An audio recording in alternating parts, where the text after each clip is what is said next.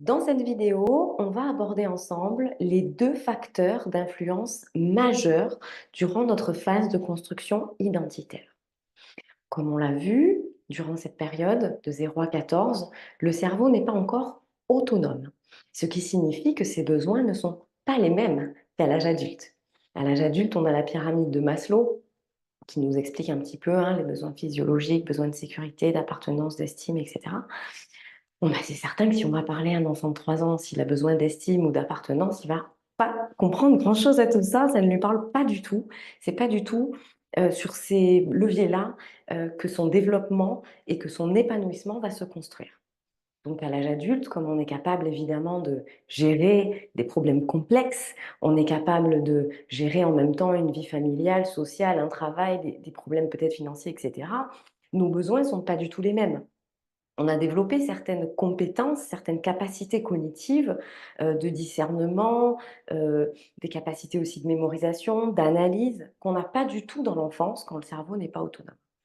Donc nous, ce qu'on va regarder, c'est les 2 besoins, bien sûr, parce que le cerveau, il est encore tout bébé, donc les besoins se résument à 2, et c'est sur ces 2 besoins-là que, on va dire, la construction interne et cognitive et émotionnelle va se faire. Donc le tout premier besoin dont on va parler, c'est le besoin d'amour.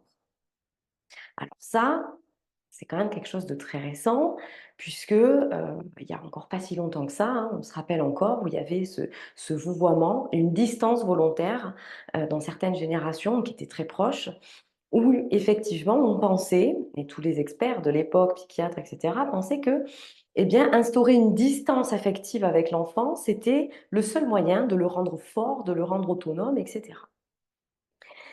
Eh bien, on s'est rendu compte, dans les années, 70-80 que c'était complètement faux et pour vous prouver un petit peu, pour vous donner les éléments qui ont amené à cette conclusion, je vais être obligée de vous parler d'une expérience assez terrible qui a été menée par Harry Harlow, justement à cette période, puisque lui, il était convaincu que c'était absolument pas, le fait de nourrir l'enfant, de prendre soin de lui ou de le soigner, c'est-à-dire, c'était absolument pas les besoins physiologiques de base qui déterminaient l'évolution et le bien-être de l'enfant à l'âge adulte.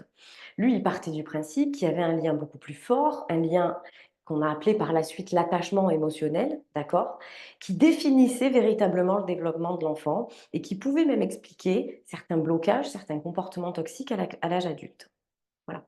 Donc Harry Harlow, qu'est-ce qu'il a fait? Je vais vous partager cette expérience et je suis navrée pour ceux qu'elle va choquer parce que moi la première j'ai été choquée, mais effectivement elle nous donne tellement des clés que je suis obligée de la partager avec vous aujourd'hui.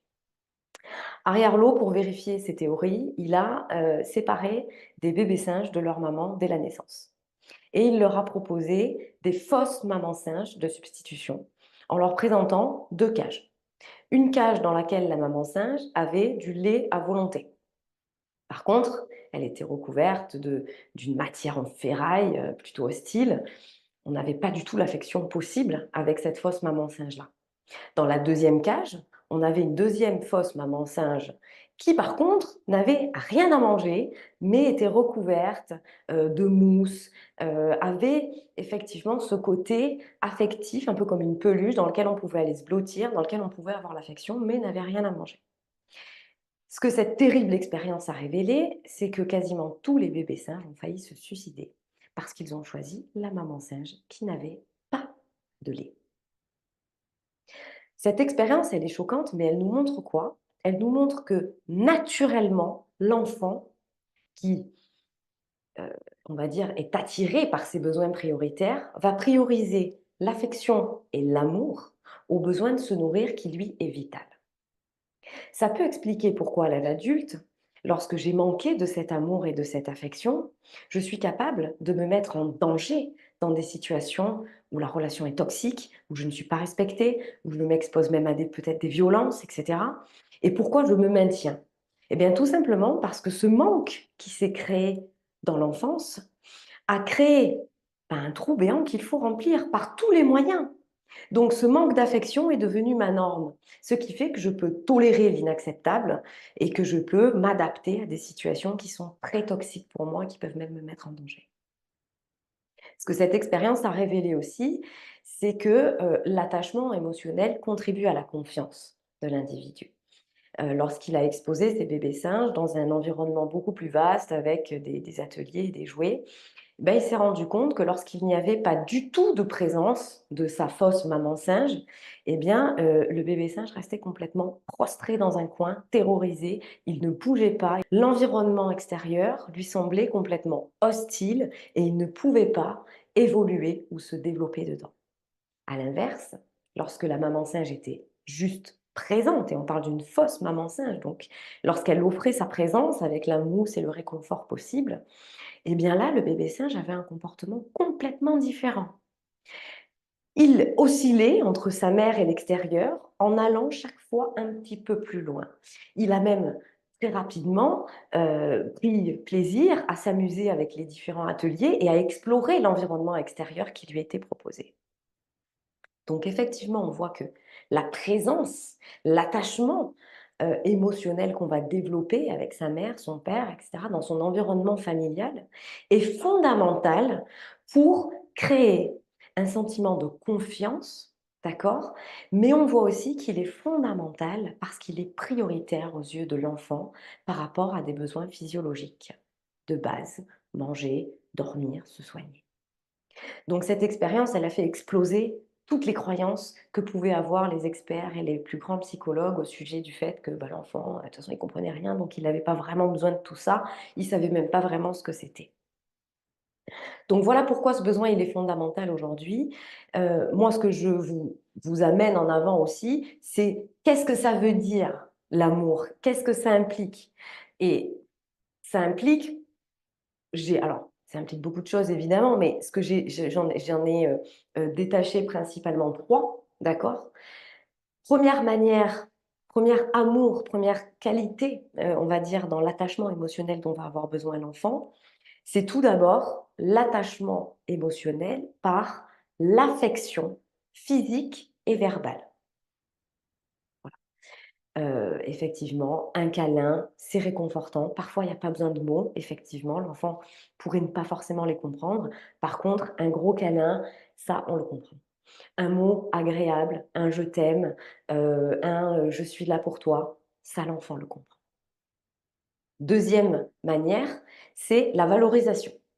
La valorisation, c'est ce qui va faire prendre conscience à l'enfant qu'en fait, il a de la valeur, il a un potentiel, il a des compétences, ce qu'il fait, c'est bien. Donc ça va venir, et on va y venir tout à l'heure, travailler l'estime et la nourrir et l'aider à se développer.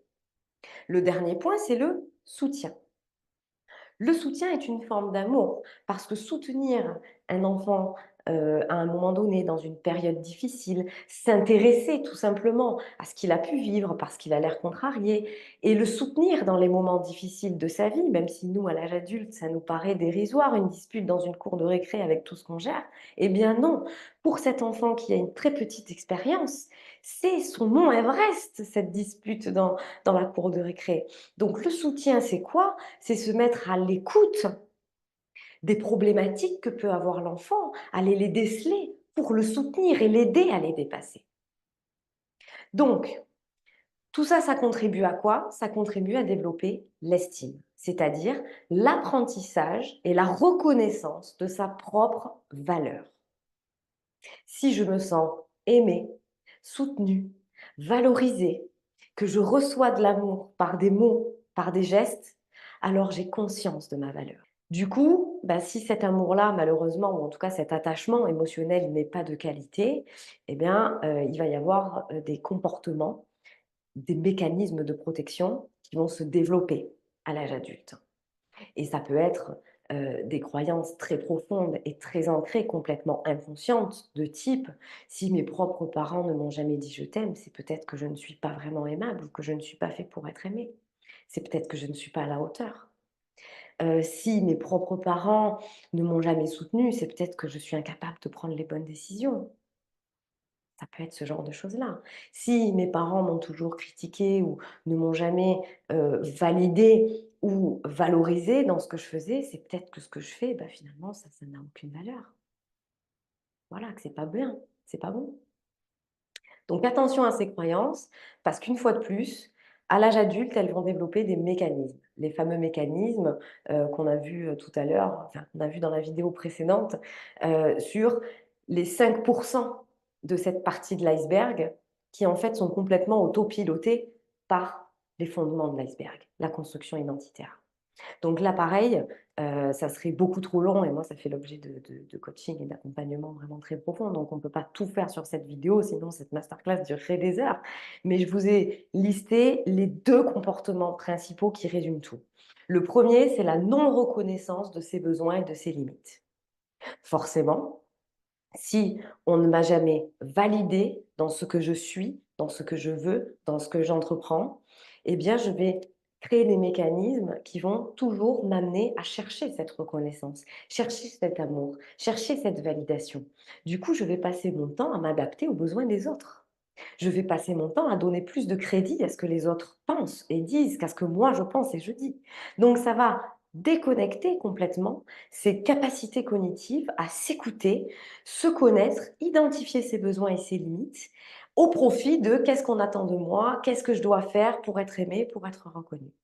Et forcément que si dans l'enfance j'ai manqué de cette affection, eh bien à l'âge adulte, mon mécanisme, c'est je dois tout faire pour avoir cette affection, cet amour, cette reconnaissance et ce soutien. Donc on en vient au deuxième point, le besoin d'amour et de validation extérieure. Comme on ne m'a pas appris à développer cet amour de moi-même, eh bien je vais aller le chercher à l'extérieur. Je vais aller le chercher au travers de partenaires peut-être toxiques, au travers d'une situation financière très élevée, au travers de la reconnaissance de mon statut social, avec un statut social élevé. Tous les indicateurs extérieurs qui peuvent venir me prouver que j'ai de la valeur à l'extérieur, eh bien, je vais aujourd'hui je vais capitaliser là-dessus en pensant que si j'aurai de la valeur, quand j'aurai tel poste, quand je gagnerai tant d'argent, quand j'aurai ce partenaire, etc., parce que je suis en couple, etc. Bon, évidemment que je ne vais pas rentrer dans le détail des dérives que ça implique, mais l'oubli de soi, l'incapacité à prendre des décisions bonnes et justes pour soi, un aspect caméléon qui fait qu'on va passer son temps à s'adapter, à être attentif aux moindres signes d'amour, à être très en demande, à parfois créer de la dépendance affective, bien entendu. Donc on va absolument avoir besoin d'être en relation, d'être aimé. On va très mal vivre nos périodes de célibat, par exemple. Tous ces mécanismes-là, ils se résument sur ces 2 points-là. La non-reconnaissance de ma propre légitimité intérieure et la recherche permanente d'amour, de validation et de reconnaissance extérieure sur ma propre valeur. Alors avant de passer à l'étape d'après, on va être très clair. Rien de ce qui naît à l'extérieur ne validera votre propre estime de vous-même. Je pense que quelqu'un qui n'a pas une estime vraiment profonde de lui-même, qui vient de l'intérieur, c'est quelque chose qui ne peut se remplir que de l'intérieur de toute façon, puisque c'est un apprentissage que le parent fait pour autonomiser l'enfant. C'est certainement pas le fait d'avoir beaucoup d'argent, d'être en couple, d'avoir un bon statut social qui vous garantira réellement d'être en confiance et d'avoir une bonne estime de vous-même. Voilà. Je pense que c'est assez évident, mais c'est quand même important de le caler. Le deuxième facteur, qu'est-ce que c'est?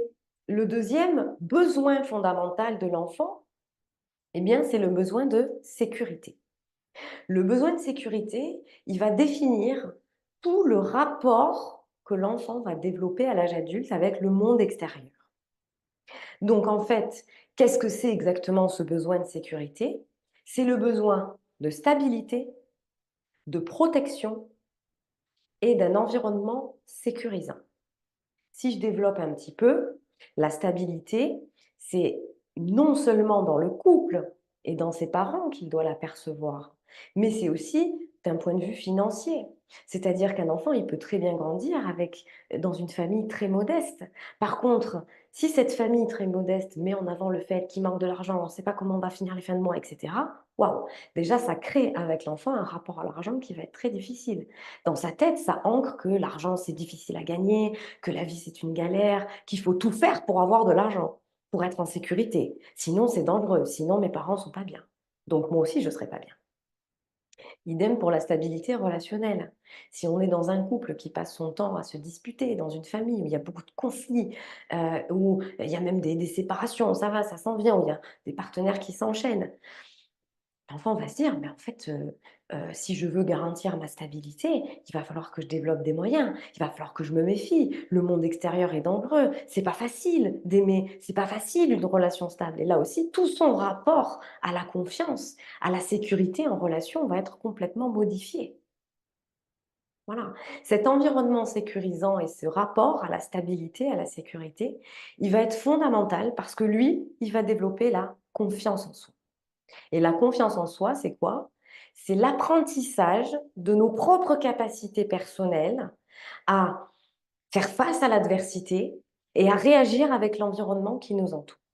Donc si la relation avec mes parents était instable, eh bien, je pars avec la disposition de base, la croyance en fait de base que l'amour est instable, l'amour est conflictuel, c'est difficile, il faut faire des compromis. Et je vais automatiquement associer ce que j'ai vécu, les modèles que j'ai reçus vont devenir ma norme à l'âge adulte. Et mes peurs, évidemment. Idem pour la situation financière, idem pour le lieu de vie. Si je passe mon temps à changer de lieu de vie, je vais avoir du mal à prendre des marques, à prendre des repères. Je vais avoir l'impression que tout peut changer à tout moment, que, oh là là, il faut pas trop que je m'attache à telle personne ou telle chose ou tel endroit parce qu'à tout moment ça peut s'arrêter. Donc je vais réellement avoir du mal à m'engager, là aussi, sur un lieu de vie, sur une décision ou sur une relation. Donc ces 2 besoins, vous comprenez mieux pourquoi ils sont fondamentaux. Ils viennent travailler les 2 compétences en développement personnel essentielles pour l'épanouissement, l'estime et la confiance. Donc qu'est-ce qui se passe ici quand c'est pas validé, quand malheureusement il y a des manquements ou quand ça se passe pas comme il faut? Eh bien, la première chose, c'est déjà qu'on va développer des comportements dans la peur et le doute. C'est-à-dire que je vais avoir des comportements de méfiance, automatiquement, qui seront en lien avec ce que j'ai vécu dans mon enfance. Donc si, par exemple, il y avait de l'instabilité parce que, mon père a trompé ma mère ou ma mère a trompé mon père et que d'un coup ça a été le clash, eh bien je vais être dans la méfiance totale par rapport à l'infidélité ou à la trahison. Pareil, si j'estime un de mes parents, m'a abandonnée, eh bien, je vais être dans la peur de cet abandon. Et là, c'est intéressant de s'intéresser aux blessures de l'âme de Lise Bourbeau. Si vous n'avez pas lu ce livre, je vous le recommande. Donc moi, j'ai basé une grosse partie de mes protocoles et de mon accompagnement sur ces 5 blessures pour aider, chacun à les libérer complètement et qu'elles ne parasitent plus, qu'elles ne manipulent plus comme un pantin vos les réactions et les choix de l'autre. Mais en réalité, elles sont là. Blessures d'abandon, de trahison, d'humiliation, d'injustice et la dernière qui m'échappe toujours, rejet. Voilà. Donc en général, ces 5 blessures, elles vont automatiquement provenir d'un bug par rapport à ces 2 besoins fondamentaux liés à l'enfance. Voilà. Donc ici, je reviens rapidement sur la sécurité. Non seulement on va être dans un climat d'insécurité, que ce soit par rapport aux relations, par rapport aux autres, par rapport à l'argent, par rapport à la réussite, peu importe, mais on va aussi être dans un besoin de contrôle, une hyperanalyse, une hypervigilance. Pourquoi? Parce que si j'ai grandi dans l'insécurité, ma priorité cette fois-ci, c'est plus l'amour, c'est la sécurité. Donc là, mon cerveau, il n'est pas programmé pour être lui-même, il n'est pas programmé pour être heureux, il n'est pas programmé pour évoluer en confiance et en sérénité dans la vie. Non, il est programmé pour se mettre en sécurité, que la sécurité soit prioritaire sur tout. En quelque sorte. Donc, qu'est-ce qu'il va dire? Je dois tout faire pour me mettre en sécurité et là, ça va passer par plein de mécanismes. Je dois éviter ceci, je dois faire attention à cela, je dois tout analyser, je dois tout contrôler. Donc on va développer effectivement une tendance à surmentaliser, à analyser, toujours 10 000 fois les choses, avec beaucoup de doutes. Est-ce que j'ai bien perçu? Est-ce que j'ai pas perçu? Et c'est là où on va voir qu'on va avoir des problèmes, là aussi, pour vivre dans la sérénité. On pourra créer des comportements, par exemple, anxieux ou de stress.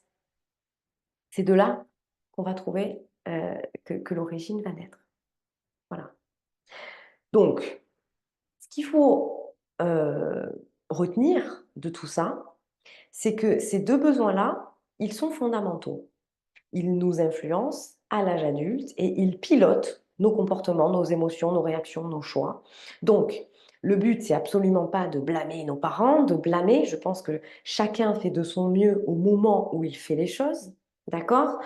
Peut-être rare exception où on a voilà, de la négativité ou de la noirceur et où ça, malheureusement, ben, c'est pas, vous ne l'avez pas choisi, ce n'est pas de votre faute. D'accord? Vous n'êtes pas responsable du comportement des autres. Par contre, à l'âge adulte, vous êtes responsable de votre vie, de vos mécanismes, des choses que vous voulez changer et des choses que vous ne voulez plus faire ou que vous voulez réussir à faire. Voilà. Donc ces deux besoins, c'est pas parce qu'ils n'ont pas été comblés dans l'enfance qu'ils ne le seront jamais. Aujourd'hui, c'est vous, les adultes, voire même les parents, et c'est à vous de vous offrir cet amour et cette sécurité à l'intérieur de vous. C'est à vous, quelque part, d'achever le travail qui a démarré de 0 à 14 en apprenant à nourrir votre estime et votre confiance en vous. Ça sera les deux leviers fondamentaux pour libérer la vraie version de vous-même et pour vraiment trouver un équilibre qui vous correspond dans votre job, dans vos relations, dans votre manière de vivre, dans votre rythme de vie, etc. Voilà. Donc, moi, je vous propose quand même un petit exercice d'introspection par rapport à ces deux besoins-là, qui va pas être forcément évident, mais le but, encore une fois, c'est d'analyser chez vous, dans votre enfance, si ces points-là, affection, verbale, valorisation, soutien, je m'excuse, hein, je vois qu'il y a le soleil qui est en train de venir, donc je vous les répète, affection physique et verbale, valorisation et soutien, d'accord? Évaluer de 0 à 10 à quel point ces besoins ont été établis. Ce que vous allez probablement vous rendre compte, c'est que si j'ai eu l'impression de ne jamais être valorisée, de ne jamais être soutenue, que tout ce que je faisais, c'était jamais assez bien, jamais assez, eh bien, on va pouvoir faire le parallèle avec le fait qu'aujourd'hui, j'ai énormément besoin de reconnaissance, énormément besoin de validation, que je suis en quête de reconnaissance et de réussite, justement pour me prouver à moi-même que j'ai de la valeur et que j'en doute et que tout ce que je fais probablement, enfin, en tout cas une énorme partie, c'est dirigé pour prouver aux autres et à moi-même que j'ai de la valeur. Donc, je vous laisse faire l'analogie avec ça. Vous évaluez de 0 à 10 chacun des points et vous regardez ce qu'il a pu manquer dans cette enfance. En fonction des notes que vous avez, forcément, ça va être facile de dire bah, qu'est-ce qu'il faut pour arriver à 10? Qu'est-ce qu'il m'aurait fallu pour arriver à 10 et pouvoir mettre 10? Et vous allez faire exactement la même chose pour la sécurité. Vous allez évaluer la stabilité que vous avez perçue à l'époque dans la relation avec vos parents, la stabilité financière peut-être. Ça peut être aussi le sentiment de protection. Par exemple, il m'est arrivé ça, bah, c'est vrai que mes parents m'ont pas du tout défendue, ils ont pas du tout été là pour moi, ils ont fait les sourdes oreilles ou à l'inverse, non, j'étais protégée parce que le jour où on m'a, je sais rien moi, agressée ou j'ai eu un problème avec quelqu'un, tout de suite ils ont réagi, ils se sont mobilisés. Et là pareil, l'environnement sécurisant. Est-ce que je me sentais en sécurité dans ma maison, dans ma chambre, dans mon espace à moi? Ou est-ce que j'avais l'impression que qu'il y avait beaucoup trop d'intrusion, que j'avais pas cet espace-là? Parce que là aussi, quand on est face à des parents très contrôlants, peut-être même très présents, trop étouffants, peut-être même, eh bien, ce sentiment de sécurité, on l'a pas, puisqu'on sait qu'à tout moment, il peut y avoir quelqu'un qui pénètre dans cette zone d'intimité. Donc ça aussi, vous pouvez l'évaluer de 0 à 10 et vous posez cette question, qu'est-ce qu'il m'a manqué pour arriver jusqu'à 10? Et à partir de là, ben, faites le parallèle avec ce que vous faites aujourd'hui et pas ce que vous faites réellement, mais les intentions qu'il y a derrière ce que vous faites aujourd'hui, les intentions réelles qu'il y a derrière les choix que vous faites au quotidien. Quand vous dites oui, quand vous dites non, quand quelque chose vous frustre ou vous touche, est-ce que derrière, on ne revient pas à cette origine-là de l'enfance où il a manqué l'un ou l'autre? C'est pas un exercice facile, mais vous allez voir qu'il donne des éclairages très puissants sur nos comportements actuels. C'est tout pour cette vidéo. À la prochaine.